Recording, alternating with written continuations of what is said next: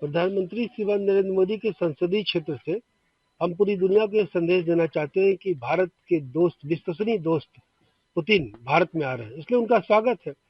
उन्होंने भारत के साथ मिलकर के अस्थायी शांति के लिए काम किया है, समृद्धि के लिए काम किया है।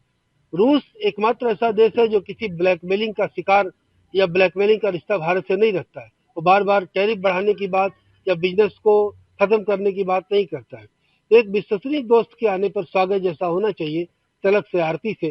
तो जो इस तरह का संदेश है, जो भारतीय संस्कृति, भारतीय सभ्यता है, उसके अनुसार हम लोग उनका स्वागत कर रहे हैं, मार्च निकाल रहे हैं उनके स्वागत में। दूसरी बात है कि भारत और रूस प्राकृतिक दोस्त हैं। जब भी रूस को जरूरत पड़ी है, भारत खड़ा हुआ है। अभी रूस और यूक्रेन के युद्ध के समय में प्रधानमंत्री नरेंद्र मोदी और हमारे एनएसए अजीत डोभाल दोनों लोग गए थे। दोनों लोगों ने पुतिन से मिलकर के शांति की बड़ी पहल की।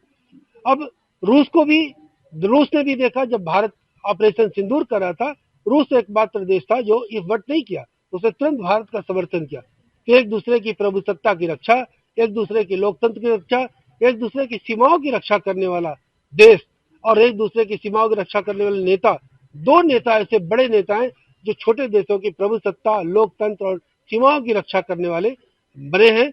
और ऐसे दोनों दोस्तों को, भारत और रूस के दोस्ती को सलाम करने के लिए, सराहने के लिए और आगे बढ़ाने के लिए हम लोग पुतिन के स्वागत में मार्च निकाले। आज की जो भारत रूस मैत्री को लेकर रैली है, इसके पीछे हमारा उद्देश्य था अपने आदरणीय प्रधानमंत्री नरेंद्र मोदी जी को धन्यवाद ज्ञापित करने के लिए कि भारत के साथ रूस के संबंध और मजबूत होने जा रहे हैं। एक नया अध्याय लिखा जाना है मैत्री संबंध का।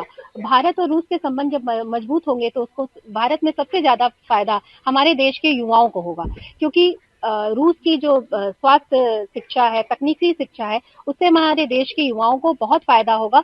और ये जो नया अध्याय लिखा जा रहा है भारत और रूस की मैत्री का, ये हमारे देश के विकास के लिए बहुत जरूरी है।